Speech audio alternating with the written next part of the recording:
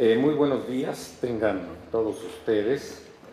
En primer lugar quisiera pues felicitar a la Cámara de Diputados, por conducto de la diputada Gabriela Gamboa, por el aliento de estas actividades. Yo creo que sin lugar a dudas nuestras instituciones tienen que apoyar a los jóvenes, a estos jóvenes que, bueno, vemos sus caras inquietas, ¿verdad? Sus caras con muchas ilusiones, con muchos anhelos, y yo creo que definitivamente todas las instituciones deben de apoyarlos.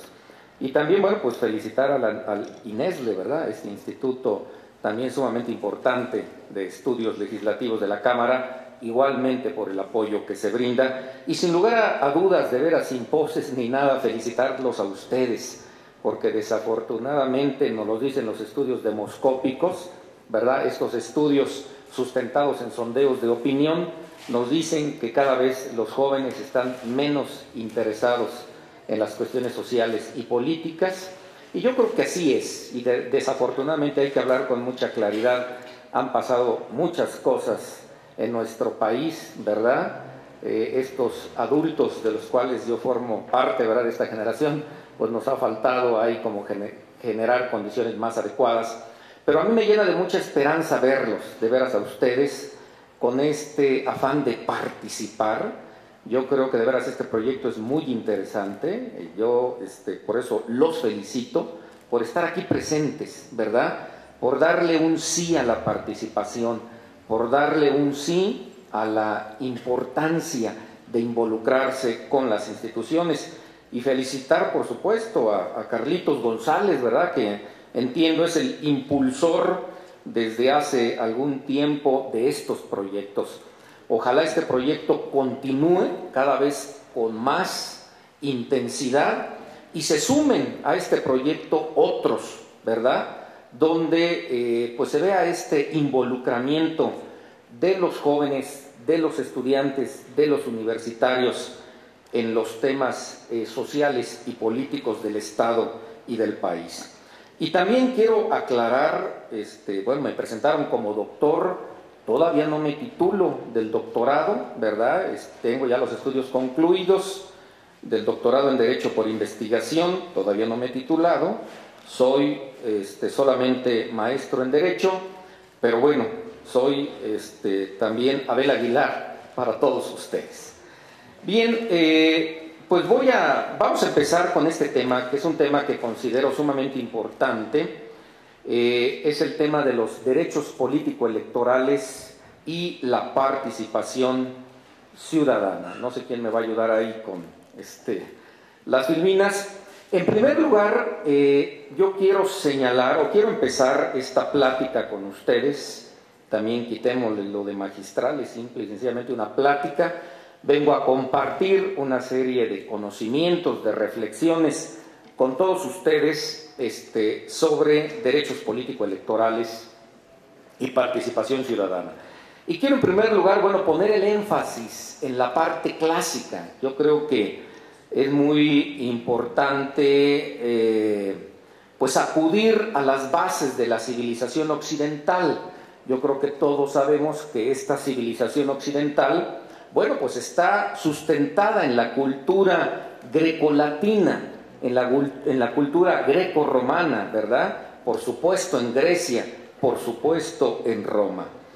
Y simple y sencillamente tocar rápidamente algunas cuestiones, tocar el concepto de las polis griegas, un concepto sumamente importante, ¿no? En la Grecia antigua, pues existían estas ciudades-estado. Aquí tenemos, bueno, pues destacadas algunas: Atenas, Esparta, Tebas, Delfos, muy famoso por el oráculo de Delfos, ¿verdad?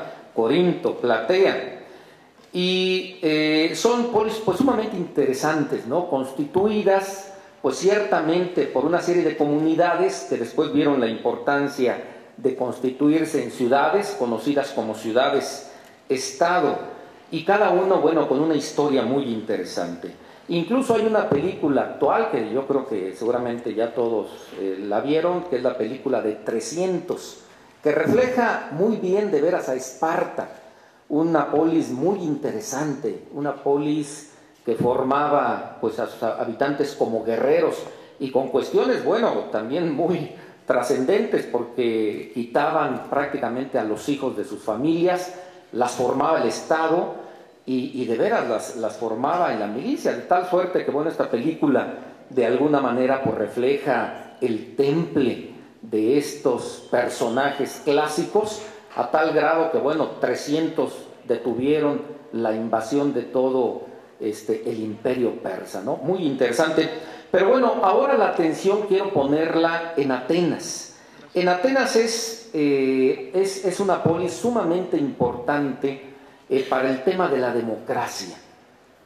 Atenas antigua pasó ciertamente por todos los sistemas de gobierno, por la monarquía, por la aristocracia, por la democracia, por la tiranía. En esa época era prácticamente la única democracia del mundo. Estoy hablando del siglo V antes de nuestra era. El siglo V pues, fue sumamente importante para Atenas porque se conoce como el siglo de Pericles o el siglo de oro de la cultura ateniense. Un siglo donde se desarrolló plenamente la democracia ateniense, pero esta democracia era un tanto distinta a la democracia actual. Y era distinta, primero, por el concepto de ciudadanía. Ahorita estamos muy acostumbrados a que todos somos ciudadanos, pero quiero decirles que este fue todo un desarrollo a lo largo de la historia y nos permite conocer esto precisamente el concepto de la ciudadanía ateniense. Para Atenas eran ciudadanos solamente los hombres, ¿sí? Los varones mayores de edad, y además que no tuvieran deudas con la polis. No estaban contempladas las mujeres, ¿verdad? Sabemos que esta lucha de las mujeres por ser reconocidas como ciudadanas, bueno, se dio de veras de manera increíble hasta el siglo XX, ¿verdad? Se dio primero en Estados Unidos alrededor de 1930 y en nuestro país, bueno, es reconocido apenas el voto femenino a partir de 1953. Pero bueno, regresemos a la democracia ateniense. Tampoco eran ciudadanos los esclavos y tampoco eran ciudadanos los extranjeros. Eran los metecos o extranjeros, no podían ser ciudadanos. Estos personajes eran hombres libres, provenían de otras polis, habitaban en Atenas, pero insisto, no eran hijos de padres y madres atenienses y en consecuencia no podían tener el carácter o la categoría de ciudadanos. De tal suerte que, según algunas estimaciones que se han hecho, de una población aproximada de 350,000 habitantes, solamente 40,000 ciudadanos, estamos hablando de alrededor del 12%, podían tener esta categoría. También la democracia ateniense es distinta a la actual porque estamos hablando de que se identificaba más con el concepto de la democracia directa, no la democracia representativa. Ustedes en este ejercicio que están haciendo el día de hoy, ¿verdad? En este simulador legislativo, bueno, se enmarcan precisamente dentro del concepto de democracia representativa, no dentro de democracia directa. En la democracia ateniense, por ejemplo, los cargos públicos, en su mayoría, se distribuían por sorteo, con algunas excepciones. Algunos sí eran por elección, por ejemplo, los generales del ejército, y un tema importante, los temas de hacienda, ¿verdad? Porque, bueno, se implicaba manejar recursos, y ahí, bueno, se le exigía a quienes ocuparan estos cargos que, por ejemplo, fueran ricos, ¿no? Para que pudieran responder en el caso de alguna malversación, de algún manejo inadecuado. Y tenían, por ejemplo, estos órganos de gobierno, tenían la asamblea o eclesia, que según los estudios podía integrarse por alrededor de 6,000 ciudadanos, tenían la figura del consejo o boulé, que lo integraban alrededor de 500 personas, y la figura de tribunales, que lo integraban alrededor de 200 personas. Bueno, esa es la democracia clásica, esa es la ciudadanía clásica. Vamos a ver qué pasa actualmente con la ciudadanía y vamos a limitarnos pues precisamente a nuestro país. Lo primero que podemos decir de ciudadanía, bueno, es que es la cualidad genérica de los ciudadanos. También la ciudadanía es un vínculo, y es muy importante esto, es un vínculo jurídico y político que relaciona al individuo con el Estado, ¿verdad? Se establece esta necesaria vinculación, insisto, entre individuo, ciudadano y este gobierno o Estado. Y bueno, este vínculo, ¿qué es lo que nos permite? Pues algo muy importante, que es participar en los asuntos políticos del Estado, participar en los asuntos de la ciudad, participar en aquellos asuntos pues distintos a los de la escuela, la familia, e involucrarnos en temas sociales, en temas políticos. Y también la ciudadanía es tan importante que tiene categoría constitucional. O sea, no está previsto en un bando, en un reglamento, en una ley, sino que está previsto en la Constitución. Y vamos a ver qué es lo que nos dice la Constitución al respecto. Nos dice el artículo 34 de la Constitución Federal: son ciudadanos de la República los varones y mujeres que, teniendo la calidad de mexicanos, reúnan además los siguientes requisitos. 1. Haber cumplido 18 años. Ya no se nos exige que no tengamos deudas con la ciudad, con el Estado, ¿verdad? Y también nos dice tener un modo honesto de vivir. Y yo les preguntaría a ustedes que tienen caras de personas muy inteligentes, bueno, esto de tener un modo honesto de vivir, ¿cómo lo vamos a acreditar? ¿Cómo le hacemos? ¿Sí? Bueno, no nos preocupemos, no tenemos que acreditar nada. Aquí el hecho de tener un modo honesto de vivir, se presume que todos lo tenemos. Si alguien dijera, este no tiene modo honesto de vivir, bueno, lo tendría que acreditar. Pero como nos damos cuenta, en la Constitución, pues carambas, los requisitos son mínimos, ¿verdad? Para que tengamos esta categoría de ciudadanos. Insisto, el principal requisito, pues sería esta mayoría de edad que está señalada solamente en los 18 años. Y aquí les propongo un concepto de ciudadano que engloba todo esto que acabamos de ver, ¿verdad? Por ciudadano entonces vamos a entender pues esta persona física que tiene esta calidad de mexicano, y además mexicano no solamente por nacimiento, puede ser por naturalización, extranjeros que deseen venirse, como sucede mucho en nuestro país, que quieran residir aquí, porque lo han dicho, tenemos un país hermoso, tenemos un país con grandes recursos naturales, tenemos un país con grandes oportunidades, y de repente hasta hacemos esa reflexión, ¿verdad? Tienen tanta suerte los extranjeros, vienen aquí, se hacen ricos, y yo no sé qué pasa con los mexicanos, ¿verdad? Pero bueno, esa es otra cuestión. Entonces, para ser ciudadano se requiere esto, la calidad de mexicano, esta madurez, ¿verdad?, que da la edad, esta forma honesta de vivir, y esto nos va a permitir entonces discernir y participar en asuntos políticos. ¿Para qué? Bueno, pues para participar en esta integración y renovación de los poderes ejecutivo y legislativo, y también poder participar como elector o candidato a un cargo de elección popular. Y en este contexto entra la temática de los derechos político-electorales. Pero antes de entrar a ello, yo quisiera preguntar, de los que están presentes, levántenme la mano, por favor, quienes ya tienen 18 años. Bueno, pues son la mayoría. Y ahora vamos a ver a los más jovencitos y jovencitas, quienes no tienen 18 años. Pero bueno, seguramente tienen 17 todos los que ya la levantaron. ¿No hay alguien más chico?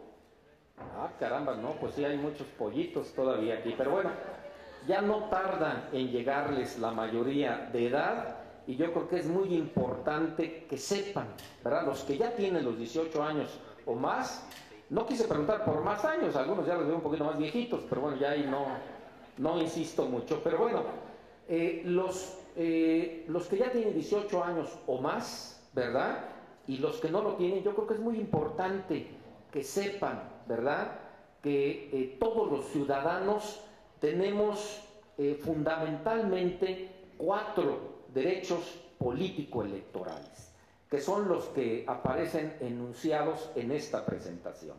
En primer lugar, el derecho a votar, que en la doctrina se identifica con el voto activo, que ahorita los vamos a explicar.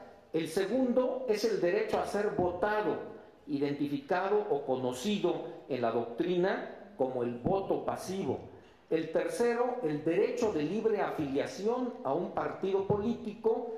Y el cuarto, el derecho de asociación política. Quiero comentarles que estos derechos político-electorales son derechos fundamentales. Yo no sé hasta dónde alcancemos a comprender la importancia de que son derechos fundamentales, pero quiero decirles que esto es una conquista, ¿verdad?, que se tiene porque tengan esta categoría. Y este concepto, bueno, primero de derechos fundamentales, no sé qué tan claro nos quede, pero yo les preguntaría, ¿qué derechos fundamentales conocemos? ¿O qué derechos fundamentales tenemos las personas? No quiero decir aquí solamente los ciudadanos, pero ¿qué derechos fundamentales conocemos o conocen ustedes que tenemos las personas? El derecho a la vida, por ejemplo, que hay algunos que dicen, bueno, más que ser un derecho, es una condición para que se den todos los demás derechos, pero efectivamente lo podemos considerar un derecho fundamental, ¿verdad? Que tiene muchas implicaciones, el derecho a la integridad física, etcétera, etcétera, el derecho a la dignidad personal, por ejemplo. ¿Qué otros conocemos?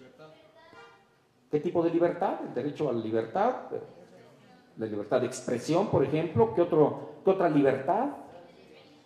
Ajá, de tránsito. ¿De qué otra? De imprenta.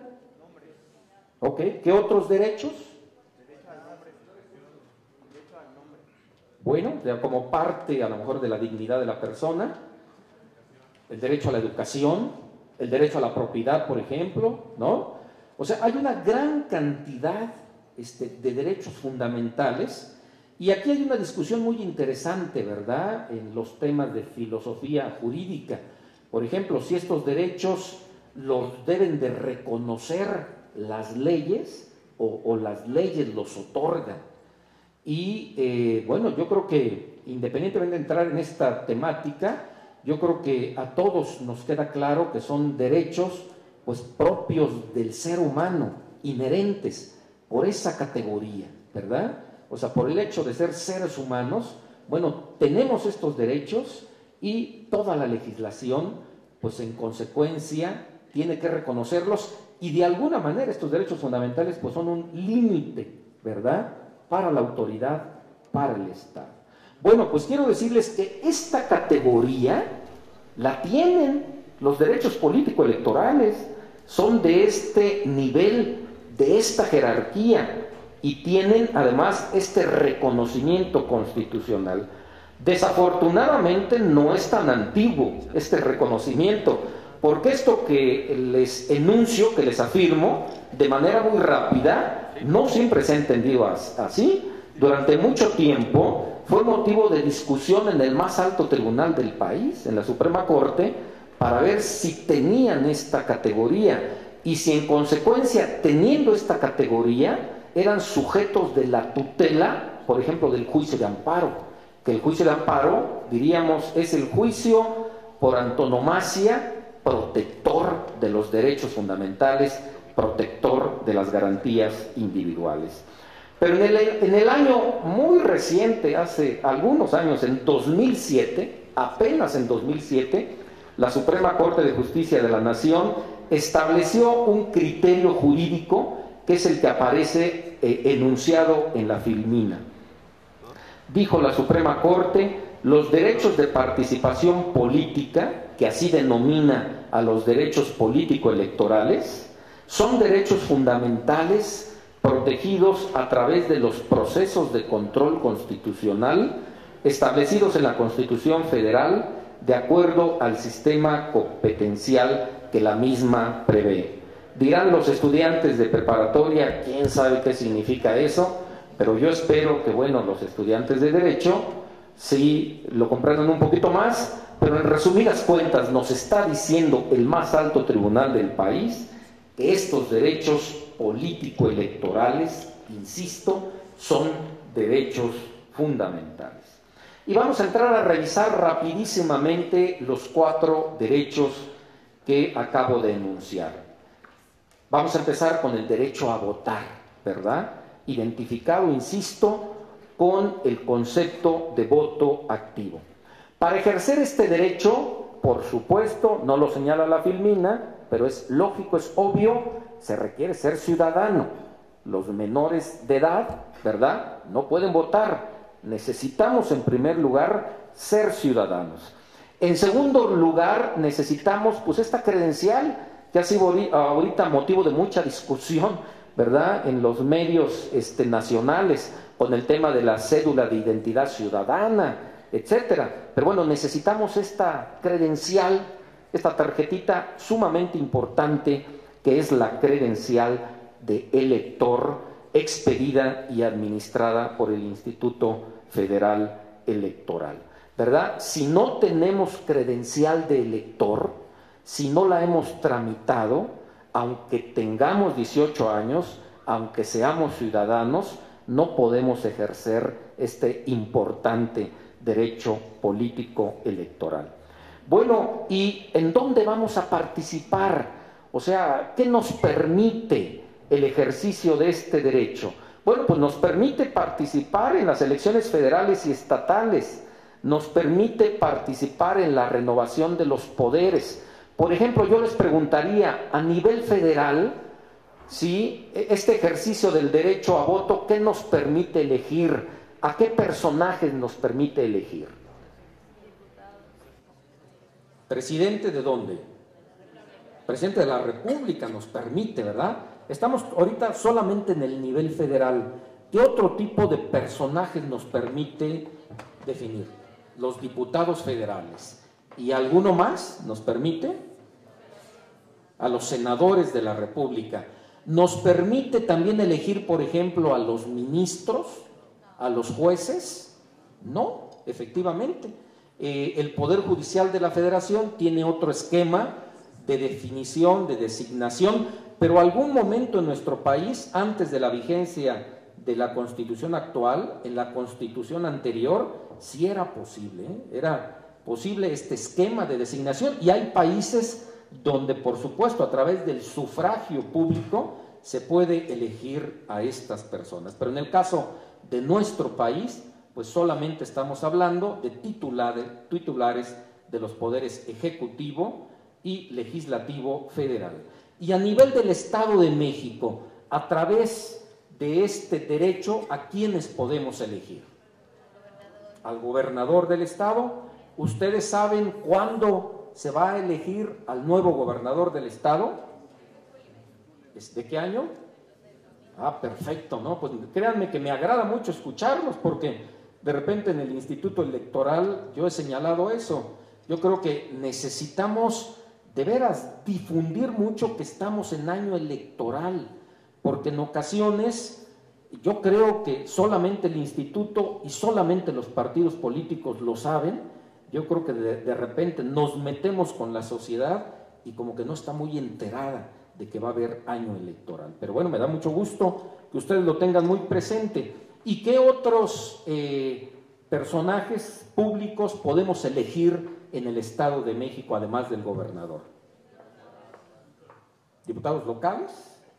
Ajá. ¿Y a quiénes más? Presidentes municipales. Y en este año vamos a elegir también diputados y presidentes municipales. ¿No? ¿Cuándo los elegimos? 2012, caramba, yo no sé qué hago aquí, ya me voy, pues ya están muy enterados todos ustedes, ¿no? Me da mucho gusto. Bueno, este derecho a votar está sustentado en este principio constitucional, que es el principio del sufragio universal, libre, secreto y directo. ¿Eso qué significa? Bueno, significa que todos los ciudadanos tienen este derecho. Este derecho es universal. ¿sí? Es universal para todos los ciudadanos. Además es libre. Nada de que, oye, pues yo te doy esto, te entrego esta despensita o te entrego estos materiales y vota en este sentido. Para nada. Este sufragio constitucionalmente se indica es libre. También es secreto, ¿verdad? Esto significa que nosotros sin coacción alguna podemos ejercer este derecho y la ley, la Constitución, le otorga esta secrecía. Por eso las mamparas y por eso todo este esquema, ¿verdad? Y además es directo. Nada de que préstame tu credencial de elector y yo voto por ti. Para nada. Lo tiene que ejercer directamente el ciudadano. Pasamos al segundo derecho político electoral, que es el derecho a ser votado, que además tiene íntima relación pues, con el ejercicio que ustedes están realizando el día de hoy a través de este proyecto de Legistec. Es el derecho a ser votado, identificado con el concepto de voto pasivo. ¿Qué necesitamos para el ejercicio de este derecho? Bueno, por supuesto necesitamos ser ciudadanos. Necesitamos también, fíjese la importancia de la credencial de elector, necesitamos tener este documento. Ha pasado ya en nuestro país en algunas elecciones, no sé qué tan enterados, perdón, están ustedes, pero ha pasado que de veras alguien es electo, ¿verdad? Recibe el sufragio, pero carambas, no cuenta con este requisito. Y el máximo tribunal que define estas cuestiones, el Tribunal Electoral, ha sentado el precedente que precisamente si no reunimos este requisito, no contamos, técnicamente se dice, con un requisito de elegibilidad. Entonces, también para ser votados, para poder registrarnos, para poder asumir, en todo caso, el cargo, necesitamos, insisto, contar y además tenerla vigente, ¿verdad?, con la credencial de elector. Y además, bueno, necesitamos cumplir con una serie de requisitos constitucionales y legales de ese cargo público, que ya dependiendo del cargo al cual se aspire, ¿verdad?, presidente, diputados federales, estatales, ayuntamientos, presidente municipal, regidores, síndicos, bueno, la ley, las leyes establecen una serie de requisitos que deben de cumplirse, pero también yo quisiera puntualizar, son requisitos mínimos, son requisitos que cualquier ciudadano puede cumplir. Y algo muy importante, se requiere la postulación por un partido político. Yo no sé qué tan enterados están ustedes de las noticias, pero durante el año pasado esto fue motivo de mucha discusión por los partidos políticos y también por una serie de actores políticos en todo el país. El tema de si se mantenía este monopolio, por decirlo de esa manera, de los partidos políticos para postular a ciudadanos a los cargos públicos, o si esto debiera abrirse a la ciudadanía. Y todo esto se contenía en lo que se denominó la reforma política, que había una reforma política propuesta por el presidente y propuesta por varios partidos políticos, ¿no? Pero es de suma importancia.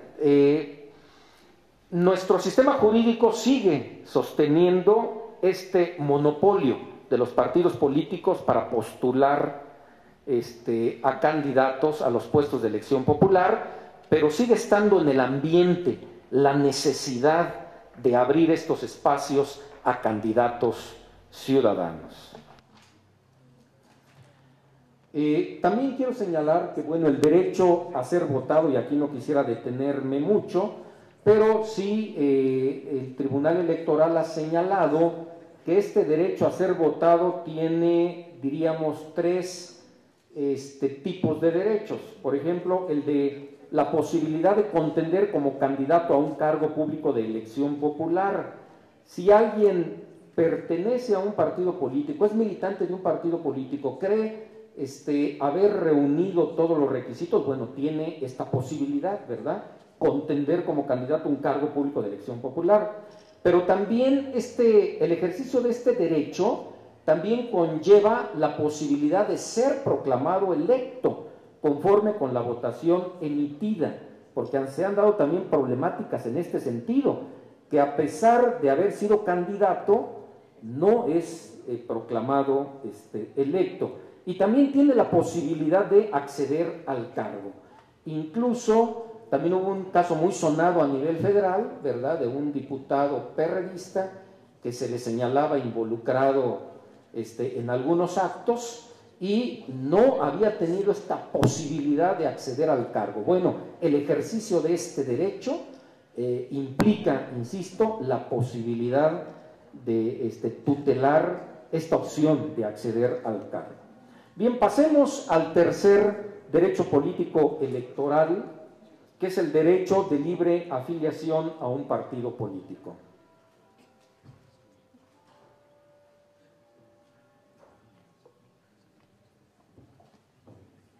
El ejercicio de este derecho implica, yo creo que sí, en primer lugar, una identificación ideológica, ¿no? Yo los invitaría a ustedes, estudiantes, jóvenes inquietos en estas temáticas, bueno, pues a conocer, ¿verdad?, los principios de los partidos políticos, ¿verdad? Tenemos, pues bueno, 7 partidos políticos nacionales que están ahí señalados: el Partido Convergencia, el Partido Verde, el Partido Revolucionario Institucional, el Partido del Trabajo, el Partido de la Revolución Democrática, el Partido Acción Nacional y el Partido Nueva Alianza. Entonces yo creo que es muy importante conocer los principios, ver con qué partido político podemos tener alguna identificación ideológica, porque yo creo que es un primer paso que hay que cumplir para el ejercicio, en su caso, de este derecho. No significa que necesariamente nos tengamos que afiliar, pero lo podemos hacer, ¿verdad? También implica, bueno, el cumplimiento de requisitos estatutarios. No, por ejemplo, si decimos yo quiero pertenecer al partido X, pues no es tan sencillo, ¿verdad? Hay una serie de requisitos, también simples, sin mucha complicación, pero tenemos que conocerlos. Implica militancia, porque nada de que, bueno, pues yo pertenezco a tal partido y ahí me quedo, ¿no? Yo creo que todos los partidos políticos pues exigen militancia, y esta militancia lo que implica, bueno, es participar en una serie de eventos, en una serie de actos, hasta pagar cuotas, este tipo de cuestiones, ¿no? Y la pertenencia a un partido político también da el derecho a ocupar los cargos partidistas, porque, digo, todos los partidos políticos tienen una serie de cargos: presidentes de comités directivos municipales, estatales, una serie de secretarías, etcétera, etcétera. Tienen una serie, insisto, de cargos partidistas. Entonces, la militancia en un partido político permite este derecho, y además quiero decirles que la Constitución, las leyes electorales tutelan este derecho. Si algún militante cree haber reunido todos los requisitos para ocupar cargos partidistas y el instituto político no se los reconoce, bueno, existen mecanismos de tutela de este derecho. Y también este derecho implica la posibilidad de ser postulado candidato a cargos de elección popular. También quien se sienta afectado porque cree haber reunido todos los requisitos y a pesar de eso el partido político por algunas razones no lo postula, también, bueno, hay las leyes electorales tutelan esta posibilidad. Y finalmente, el cuarto derecho político electoral que quiero comentarles es el derecho de asociación política, que hay que entenderlo, es distinto al anterior, ¿sí? La política es una actividad que no se limita a la política partidista. La política, yo no sé qué concepto tengan ustedes de política, pero bueno, antes de darles alguna noción, yo quisiera ver si alguien de ustedes tiene algún concepto de la política. ¿Qué entendemos por política? ¿Alguien, algún valiente? Y ojalá sea una dama, ¿verdad? Sí, adelante. Sí, otra vez, perdón. El arte de gobernar. Muy bien. ¿Algún otro concepto? Ah, mire, un concepto interesante. Un concepto interesante. Muy bien. ¿Alguno más? Sí.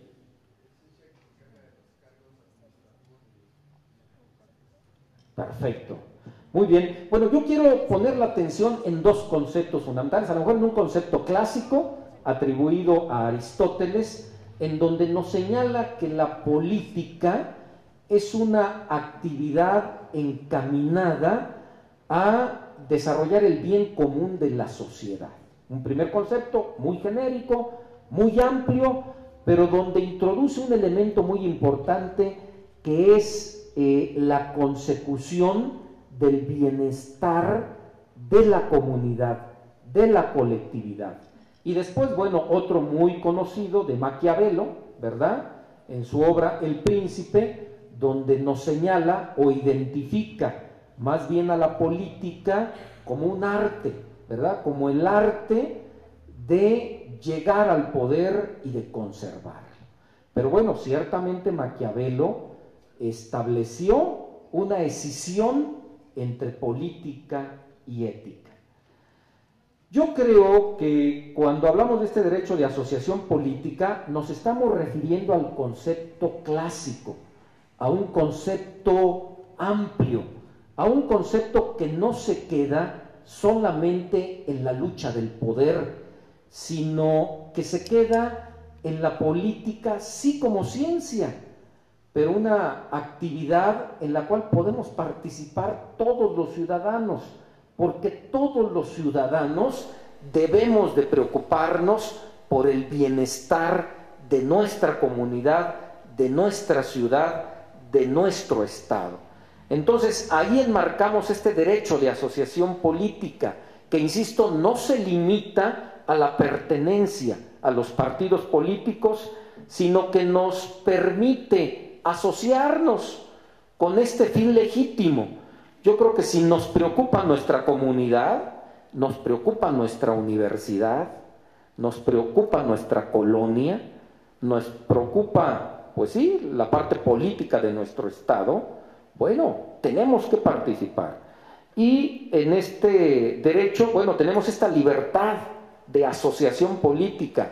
En algunos momentos, en algunos países, bueno, esto no era antes tan sencillo, ¿no? Porque quien se reunía con esta finalidad, bueno, se le consideraba sedicioso, se consideraba, oye, ¿qué estás haciendo? Esto no te incumbe, ¿no? Yo creo que actualmente, afortunadamente, ha evolucionado esto y ahorita es totalmente legítimo poder hacerlo y poder reunirnos con esta finalidad, ¿verdad?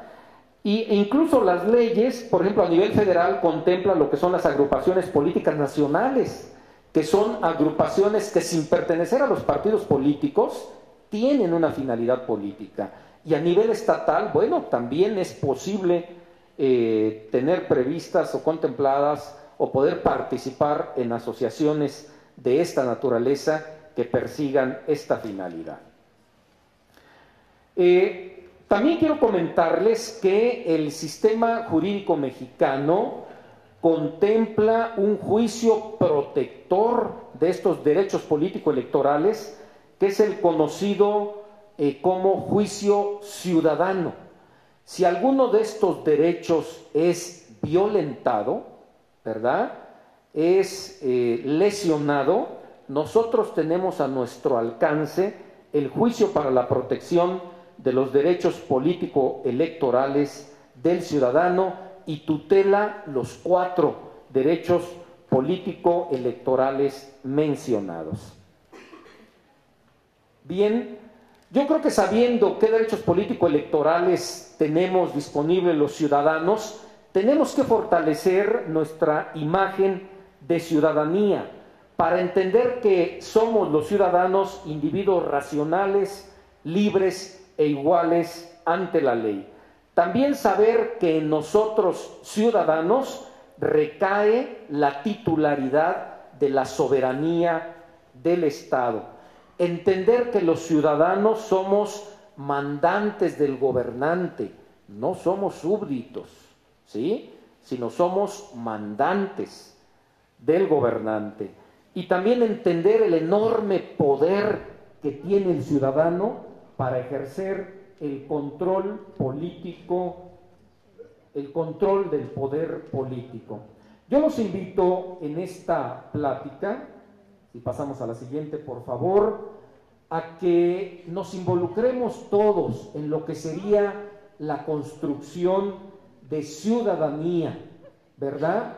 Esta construcción de ciudadanía implica primero entender el rol social del ciudadano, y en este rol social significa que debemos de involucrarnos en la solución de los problemas comunitarios, ya no verlos como cuestiones alejadas, ¿verdad? Y estos problemas sociales comunitarios los tenemos en todos los ámbitos en los cuales nos desenvolvemos. Ustedes, por ejemplo, como estudiantes universitarios, bueno, tienen una serie de espacios donde participar.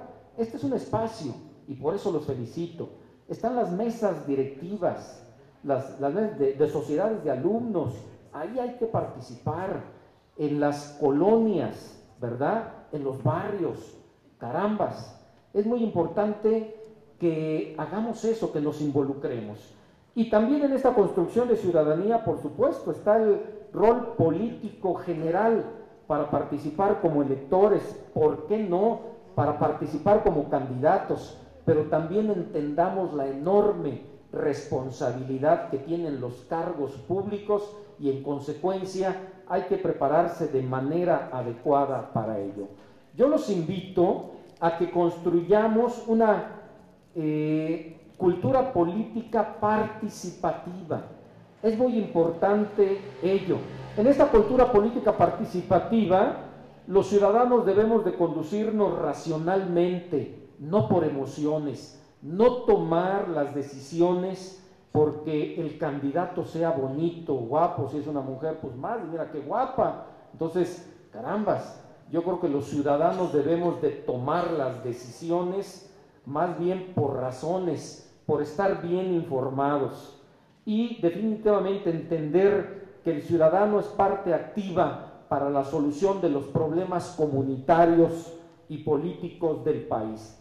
De tal forma que la invitación es a que la democracia no sea una democracia pasiva, sino que construyamos una democracia participativa que esté centrada en el poder del ciudadano. Y lo vuelvo a insistir, el ciudadano es el mandante y el gobernante es el mandatario. En esta democracia participativa, pues hay una serie de figuras muy importantes para su construcción, como la revocabilidad de mandato, la rendición de cuentas, la transparencia y acceso a la información pública. Esto que se dice ahorita tan fácil, no siempre fue posible. El ciudadano no podía pedir información sobre presupuestos, programas de actividades al gobierno. Ahora es posible, hay que ejercerlo. Y también, de alguna manera, entender que hay esquemas de democracia directa, como el referéndum, el plebiscito y la iniciativa popular. Y en este contexto, ya en esta parte final de esta plática, yo quiero señalarles lo que nos dicen algunos instrumentos de información demoscópica sobre cómo estamos los mexicanos en cuanto a esta cultura política que tenemos. Y me voy a sustentar en los tres instrumentos demoscópicos que aparecen ahí señalados. La Encuesta Nacional de Cultura Política, conocida como ENCUP, que realiza periódicamente la Secretaría de Gobernación. La Encuesta Nacional de Juventud, que, bueno, no tenemos una más actualizada, la de 2005, realizada por el Instituto Mexicano de la Juventud. Y también la Encuesta Mundial de Valores, realizada por la Asociación de la Encuesta Mundial de esa naturaleza. ¿Qué nos dicen estos instrumentos demoscópicos? Estos instrumentos revisan el comportamiento de los ciudadanos y nos dan alguna información estadística interesante. Y aquí viene un tema que seguramente a ustedes les debe de interesar, que es la participación juvenil en organizaciones. ¿Qué nos dice la encuesta nacional de la juventud? Bueno, nos dice que los jóvenes participan en estos porcentajes en las organizaciones ahí señaladas. Nos dicen que participan, en las asociaciones en las que más participan son en las deportivas. Y en cuanto a participación en organizaciones sociales, ¿qué nos dicen los instrumentos demoscópicos? Que bueno, en lo más que se participa es en asociaciones de padres de familia. Se participa un 19.1%, después 11.4% en agrupaciones religiosas. Y sí, ciertamente el menor nivel se tiene en partidos políticos, que es un 6.9%.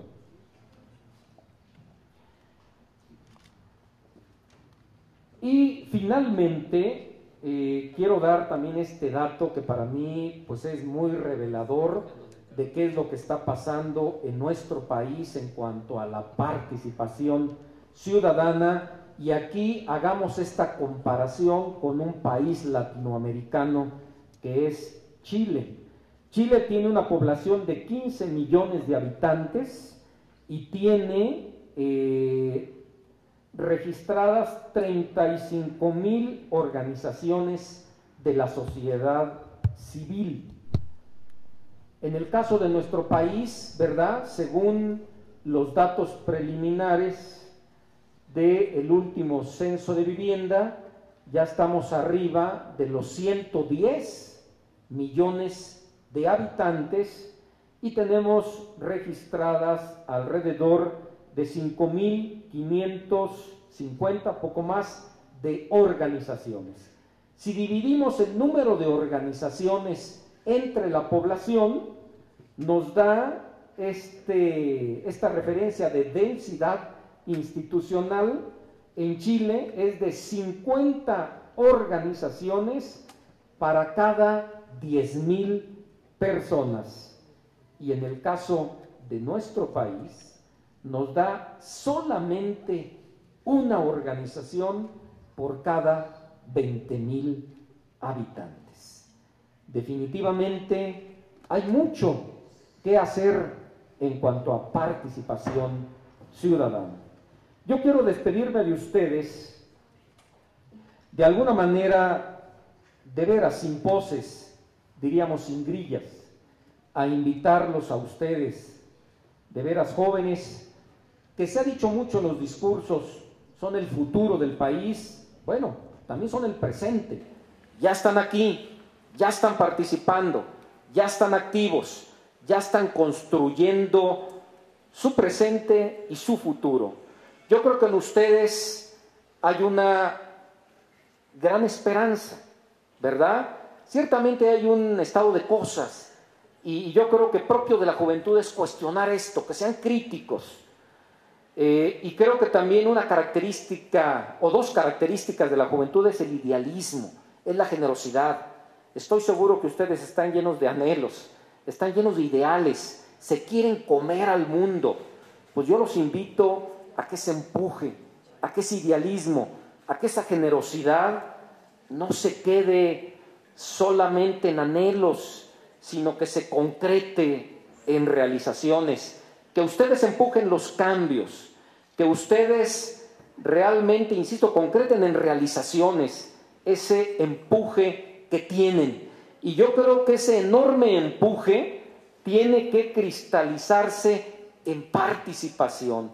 Hay que participar, hay que hacer sociedad, hay que construir sociedades de alumnos, hay que construir más proyectos, hay que construir, ¿por qué no?, sociedades vecinales, ¿por qué no?, sociedades políticas. Hay que dignificar a la política. Si no les gusta esta política, bueno, hay que construir, hay que mandar mensajes de cómo debe de ser la política. Definitivamente, insisto, en la juventud hay una gran esperanza. Y quiero terminar nada más con estas frases, con este poema de este extraordinario poeta Rudyard Kipling, con este poema que es No desistas. Y quiero terminar con él porque yo creo que cuando analizamos la situación actual y que vemos tantos problemas que hay, tenemos tantos problemas en nuestro país y hay tantos problemas en el mundo, como que nos invita, ya carambas, pues no queremos saber nada, yo me limito a mi persona, a mi familia, a mis cosas y los demás no me interesan. Yo creo que este poema, de alguna manera, desde mi perspectiva, contiene este empuje juvenil y es un mensaje para que cambiemos las cosas con toda tenacidad. Y nos dice este poema: cuando vayan mal las cosas, como a veces suelen ir, cuando ofrezca tu camino solo cuestas que subir, cuando tengas poco haber, pero mucho que pagar, y precises sonreír, aún teniendo que llorar, cuando ya el dolor te agobie y no puedas ya sufrir, descansar acaso debes, pero nunca desistir. Tras la sombra de la duda ya plateada, ya sombría, puede bien surgir el triunfo, no el fracaso que temías, y no es dable a tu ignorancia figurarte cuán cercano puede estar el bien que anhelas y que juzgas tan lejano. Lucha pues, por más que tengas en la brega que sufrir, cuando todo está peor, más debemos insistir. Muchas gracias, que tengan buen día.